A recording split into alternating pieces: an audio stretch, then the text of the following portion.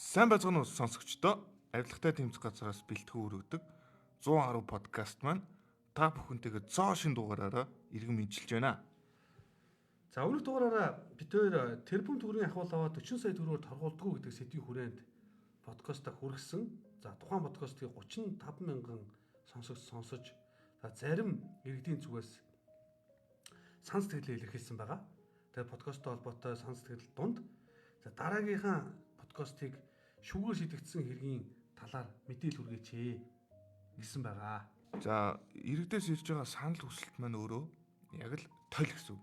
Та бүхний ямар мэдээлэл авахыг хүсэж байна, юу сонсохыг хүсэж байгааг тойлдоо харуулж байгаа учраас та бүхэн маань санал хүсэлтээ бас илгээж байгаарай. За өнөөдөр бид ер нь энэ авилга албан тушаалын гэмт хэрэгээр зөвхөн одоо энэ төрийн албан тушаалтнууд ял шийдэгдэх юм уу гэдэг асуултын хүрээнд нэгэн хэрэгээр жишээ авч ярих болно. За тэгээд подкастууд бол ихэвчлэн 10 минутаас дээш цаг 2 цаг гээд үргэлжилдэг. За 110 подкаст бол 11 минут 0 секунд үргэлжлэнэ. Тэгээд авилгатай тэмцэх газар 110 дугаарын утсаар иргэдээс гомдол мэдээлэл хүлээн авдаг. За тэрхүү дугаарын утсаараа бид подкастыг нэрлсэн гэдэг подкастыг бас анхлан сонсож байгаа үзэгчдээ мэдээлэл хүргүүдээс хүргэж байна. За тэгэхээр сэдв рүүгээ орцгоё. За хэдий шүүхээр шийдэгдсэн хэдий ч бид нар одоо байгууллагын нэр хүнд хүний хувийн нууцтай холбоотой асуудлыг ярих учраас тодорхой хэмжээний нууцтай ярьж байгаа гэдгийг та бүхэн нь ойлгоорой. 2020 онд нэр бүхий иргэд одоо эхэлж байгаа бизнесээ өргөжүүлэхээр зээл авах хүсэлтэд банкнд гаргасан байна. За банкны эдийн засагч зээлийн материалыг хүлээж аваад за шалгаж яхад тухайн одоо хүссэн зээлийн мөнгө нь дүнг одоо гарах боломжтой зээлийн шалгууртаа хүрэхгүй байсан. Харин зээл хүсэгчд бол одоо тухайн мөнгийг аваад бизнесээ өргөжүүлэхийн өсөл сонирхол бол нилээдгүй байрсан. За үүн дээр одоо энэ гэмт хэрэг үйлдэгдэх одоо шалтгаан болсон байна. Хоёр тал хоорондоо тохиролцож эхэлсэн. Нэг талаас одоо энэ зээлийг гаргаад өгөх юм бол тодорхой хэмжээний шагнал урамшуулал өгье. Нөгөө талаас бол за зээлийг ч бүтээх юм бол одоо зээлийн мөнгөнд үнгийн 10%-ийг нь авъя гэж тохиролцсон байна. За ингээд зээлийн эдийн засагч тохиролцсныхаа хүрээнд одоо энэ хийх ёсгүй үйлдэлийг хийж одоо зээлийн материалыг бол зээлийн шаардлагыг хангаж байгаа мэтээр бүрдүүлж эхэлсэн байна. За ингээд зээлийн ороо руу материал орсон, зээл олгох шийдвэр гарсан. За ингээд тохиролцсон ёсоор 10%-ийг нь бол хахуулд зээлийн эдийн засагч авсан, зээл хүсэгч өгсөн байна. За энэ гэмт хэрэг бол илэрсэн. Шүүхээс тэдэнд хахууд одоо өгөх, авах гэмт хэрэгтэй ял шийдгсэн байна. Энэ яг 150 сая төгрөгийн тухай яригддаг тийм ээ. Тэгэд 15 сая төгрөгийн зээлийн эдийн засагчдаар одоо хахуулын хэлбэрээр очдог. Яг иргэдмэн гэж суудаг шүү дээ. Хэл хахуулын гэмт хэрэг зөвхөн төрийн албаагч хамаатай юм уу гэд тэр нөө хувийн хөвшил буюу өөр жирийн иргэдэд хамаагүй мэтээр ойлгоод байна. Тэгэхээр хуулиндаа яг яаж тусгаж өгсөн байдг юм бэ гэдгийг дэлгэрүүлж тайлбарлая. Яг гоо сая хэллээ те. Хахууд өгөх, авах гэмт хэрэгээр ял шийдэгдсэн гэж. Тэгэхээр энэ хоёр маань хоёулаа төрийн албаагч байсан уу? Байгаагүй. Нэг нь одоо хувийн хөвшлийн эдийн засагч байсан те. Нөгөөх нь иргэн байсан. За яа шийдэгдсэн? За одоо нөгөө гол сэдв чинь. За одоо энэ авилгын гэмт хэрэг одоо үйлдэл болгоноор арай өөр л тоо. Жишээлбэл их мэдл албан тушаалын байдлаа уруулан ашиглах гэдэг. Тэгэхээр их мэдл албан тушаалын байдлаа уруулан ашиглах ямар одоо этгээд хариуцлагын субъект байдаг вэ гэхээр жишээ нь энэ одоо зүйл анги дээр бол зөвхөн нийтийн албан тушаалт юм аа. Одоо төрийн албаагч те зөвхөн төрийн албаагч. Яг тэгвэл одоо төрийн ажлыг хийж байхдаа эрх мэдлээ ашиглах юм бол гэж одоо энэ ойлголтыг оруулж өгсөн. За тэгвэл хахуул авах дээр за төрийн албаагч ч гэсэн энэ одоо зүйл ангиар хариуцлага хүлээнэ. Гэхдээ бас ийм зохицуулт байна. Хахуул өгөгчийн ашиг сонирхлын үүднээс албаны чиг үүргээ хэрэгжүүлсэний хариуд. За тэгэхээр яг зээлийн эдийн засаг шаарддаг шүү дээ. Тийм. Албаны чиг үүргээ хэн хэрэгжүүлсэн юм? Зээлийн эдийн засагч. Тийм. Хэний ашиг сонирхлын үүднээс юм? Тэр иргэн одоо зээл хүсэгчийн ашиг ашиг сонирхлыг үүднээс альбомыг бүр хэрэгжүүлчихлээ шүү дээ, тийм. Зээлийг бол шаардлага хангаж байгаа мэтэл материалыг бүрдүүлсэн. Хавал авцсан. За ингээд энэ хоёр маань нэг нь одоо хахуул өгөх, нөгөөх нь хахуул авах гэдэг зүйл ангаар шүүхээс ял шийдэгдсэн байгаа. Тэгэхээр энэ гимтэргийн тухайд хор уршигны юунд байваа гэдэг иргэд бас сонирхож байгаа. За мэдээж одоо авилгын гимт хэрэг бол цаанаа маш их хор уршиг дагуулж идэг.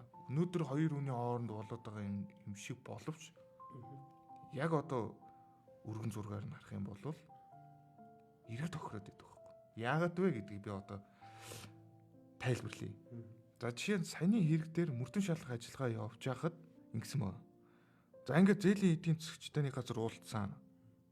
За тухайн үед зээлийн эдийн засагч за ингээд та хоёр зээлээ найдвартай төлөд байвал том зээл гаргаж өгч чадна шүү гэж хэлж ирсэн. Наач та. Бараг тэр бумдгаад хидч яах вэ? Зээлийн шалгах хангахгүй байгаа хүнд л ингээд 150 сая гаргаж өгчөөд дараагийн удаад бас ингэвэл 10% авъя шүү гэдэг шүү дээ. Тэгээд бас нэг юм мэдүүлэг байна. За ингээд энэ хүн чинь тусалж байна гэсэн чи яагаад ийм их мөнгө авч байгаа юм бэ гэсэн чинь дахиад том зээл авч өгнө гэсэн банкны хүн хэрэгтэй шүү дээ гэж хэлж исэн. Зээл өсөө хоёр хүний хооронд хэрэг явагдаад шүү дээ авцдаг. За тэгэхээр яг энэ 150 сая төгрөгөө зээлээ авчаад 15 саяын ахуулд өгчөө зогсох нь уу? Зогсохгүй энэ бүр дахиад даамжаад явах гэдэг шүү дээ. Тийм. Магадгүй том зээлгч болоод энэ банкуд чинь нөгөө найдваргүй зээлгч нарын балгаар дампуурдаг үстэй. Энэ зээл бол тэгээд нөгөө тухайн банк одоо ийм одоо цаана өрнөлттэй байсан гэдэг бол мтэггүй зээл нь олгогдсон шүү дээ. Тэгэхээр одоо яг энэ мэдчлэн одоо зээлийн шалгуураа хангахгүй байхад нь хангуулж яагаад ингээд зээл олгоод нөгөөх нь чанаргүй зээл болж хуураад тэгээд зээл нь иргэн төлөгдөхгүй. За тэгээд ийм зээлнүүд нь олшроод их мөнгөнд үнэтэйгээр гараад эхлэх юм бол банк өөрөө дампуурах эрсдэлт үүснэ тийм ээ. Эдийн засгууд докторгүй болж эхэлнэ. Хадгаламжийн даатгалын корпорац гэж байдаг тийм. Одоо төрөө санаачилсан үйл итгэхэд байдаг шүү дээ. За энэ хадгаламжийн даатгалын корпорац банк дампуурлаа гэж бодоход хадгаламжийн 20%-ийг нь л даатгалын сангаас мөнгөнд гаргаж өгч чадна. Тэгэхээр одоо нөгөө нэг мөнгө итгэ хадгалуулсан нөгөө банкнд дампуураад мөнгөө гаргаж авч чадахгүй болоод эхлэх юм бол эцсийн дүндээ хин өгөх юм. Тухайн банкны одоо харилцагын данстай, хадгаламжийн данстай, харилцах дансанд нь тодорхой хэмжээний мөнгө байгаа. Хадгаламжинд нь ч гэсэн мөнгө байгаа. Энэ иргэд маань охироод эхэлнэ үстэй. Зарим нэг хүнд энэ бол жижиг хэрэг мэт сонсогч гэж болно. Гэхдээ яг цаана тогтоогч байгаа нөхцөл байдлаараа даймжих гэдэг ш. Тэгээ энэ мэдчлэн одоо цаана хохироод байгаа хохирох эрсдэлтэй хүмүүсүүд нь эсвэл хохирдог хүмүүсүүд нь иргэд таавд байдаг шүү гэдгийг бас ойлгох хэрэгтэй. Тэгэхээр банкны дотоод хяналт шалгалт сайн байх хэрэгтэй болж харагдаад байна шүү дээ. Ер нь бол альва одоо байгууллагын дотоод хяналт сайн байвал компани үйл ажиллагаа ч гэсэн сайжирдаг. За дэлхийн ер нь том компаниудын зүгээр энэ төсвийг хараад хахад нэг юм жишг тогтцсон байт юм л. Яг энэ авилгаас ангид байлгах чиглэлд тодорхой хэмжээний мөнгө төсвөлдсөн байт юм л. Дотоод хяналтын үйл ажиллагаагаа өргөжүүлэгч гэдэг юм те.